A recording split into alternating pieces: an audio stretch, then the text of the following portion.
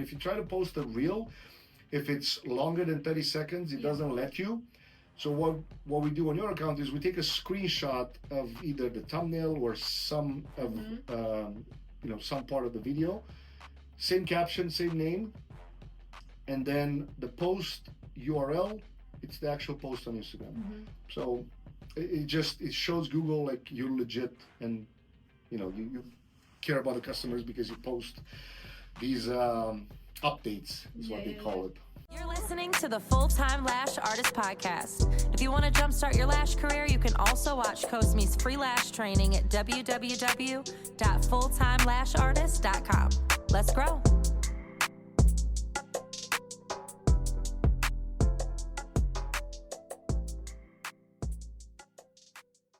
So, now, just a little side note for you guys. Even if you're a beginner lash artist, because I know a lot of students, a lot of people there, they feel so overwhelmed because they know everything, but it's so hard to put everything in place and it's so hard to practice. I always recommend to all my students, master one thing at a time. If you don't feel comfortable doing like crazy sets or volume, because obviously you're not there at the beginning, just try to master one thing at a time and then post a lot about this. And I remember I always give her as an example to all my students. One of my students that she took the class a couple years ago, and you explain her everything about marketing, what to do after the class. She implemented everything that you everything I said, taught her, and I swear that she was posting for, I want to say, a year, everything about classic. But that classic was on top of everything. She mastered the classic and people knew her for classic. Natural sets, beautiful sets, nothing about volume. So you don't have to do everything at once. Just master one at a time. Once you feel comfortable with this, create a lot of videos, a lot of posts, put a lot of pictures, and that's how people are going to find you for that specific set, and then once you feel comfortable, go to the next. Second. Oh, that's a great because great way to look you feel overwhelmed with everything at first. Yeah, and then I talk about this in another video that you asked me. It comes to a point where you'll have to outsource some of the stuff, right? Like maybe some of the editing. Maybe you pick a day. This was a question actually 2 weeks ago. You pick a day, you record 7 reels, right? And then you give it to someone to edit, or you use instead of editing the video manually, you pay for one of the apps that does like captions, or even CapCut does some editing automatic, but you pay the captions app. Oh, it's crazy! Like the amount, the type of editing, and the B-roll, and the music, everything. And the effects, and you pay $20 a month. I mean, I know. And then you have videos for the rest of the week. If you create like, or if you want to take it a step further, you create a long form video, like it can be similar to a podcast like this, or cut. And then the same thing. You in CapCut. I think it's I forget the exact name of the setting, but it's creating shorts from a long form video. So you upload the video, and then CapCut is gonna automatically cut them in short. Amazing. In short video. I mean, before, I remember we used to pay so much money to someone. You had to listen the entire video, cut 60 seconds to make sense, right? Because not all of them make sense. Like you can just randomly cut in the middle of the sentence. But start with reels because it's easier to digest. It's easier to record a 60-second video than it is to record a 10-minute video. Yeah. And my last question, how do you feel about, and that was the question that I had in the class, how do you feel about people that they're not comfortable on the camera? They have to post only like regular pictures with regular sets, especially lashes, talking about lashes. Only lashes, only pictures, and that's it, not videos, not anything, because you're not feeling comfortable. No, well, is that the question? Yeah. So no, the short answer is they have to become comfortable. No, but it's also a valid point because it's awkward to look at the camera thinking that someone is behind it, or I mean, you think you get 1,000 views on that video. Meaning, imagine having 1,000 people waiting outside and you're at the window talking. Right? It's weird. Some of your videos, like the one on YouTube that had 1 million views, and a couple of them had And over I'm not 300. in the video. But in some of them you are, and you still got 200,000-300,000 views, whatever. First way to create videos, if you're not comfortable on camera, when people say I'm not comfortable on camera, they actually want to say I'm not comfortable looking at the camera while I talk. Right? So first trick is don't look at the camera. Yeah. Well, that's going to be the last because CapCut and we're not looking at the camera right now. Yeah, but not a lot of people have someone else to interview them. Yeah. Right? So, of course, it's also a valid point. But first type of content is voiceovers. Yeah. You put the phone somewhere, recording you as you work. Something. 60 seconds, you put it on speed 1.7 or 2, depending what type of video it is. You can go on CapCut and find one of the templates, and you just the same video multiple times. You crop it in a couple things, and they match everything from the video to the music to the effects. They do it all, and then on top of that, you add the voiceover if you feel it's necessary. That's one type of content. The second is it's still the same, but you don't add voiceovers. Those are more like cinematic style, right? Like CapCut. It's basically made by TikTok. It's owned by TikTok.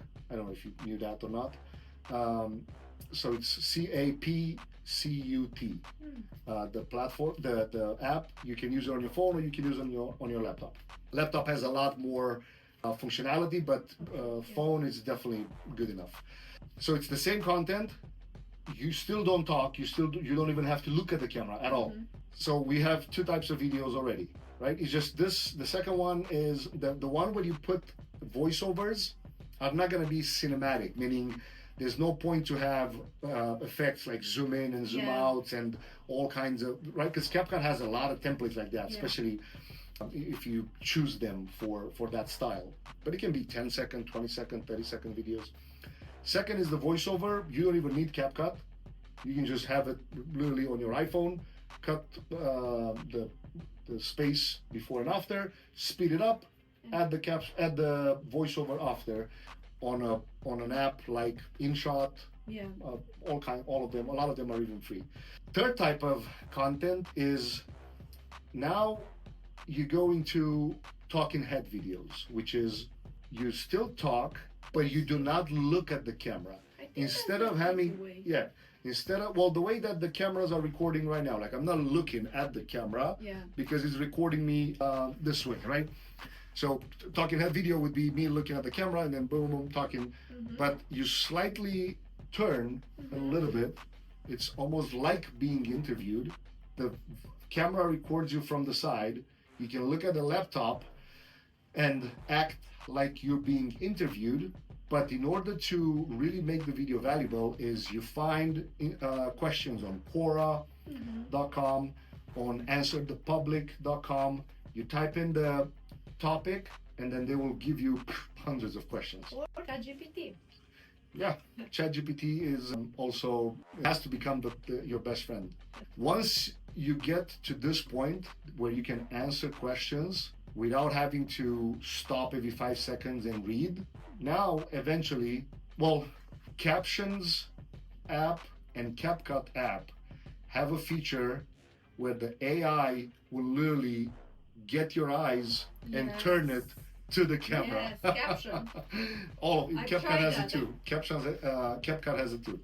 As long as you don't move too much during the video, so let's say you stay in one spot and you don't do too many things like this. Captions and CapCut and a lot of others using AI will literally take your face and turn it towards the camera. Great. It still doesn't look 100% natural, but it will do the job. Yeah. And then once you get to that point, I would say you should have someone maybe once or twice as you speak for them to just move the camera and then you start recording it. Because eventually you'll have to end there. You'll have to end to the spot where, think about this. These apps are free. Right. Like YouTube Shorts. We didn't have this. YouTube Short. Well, you had it. Well, Facebook showed up. Facebook. Captions. Oh no! I'm ChatGPT. talking about social media apps like Facebook, Instagram, YouTube, LinkedIn, Pinterest.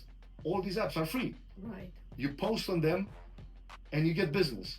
Now, of course, you have to post a lot, and you have to title it properly. But now, ChatGPT has a free version. Wow.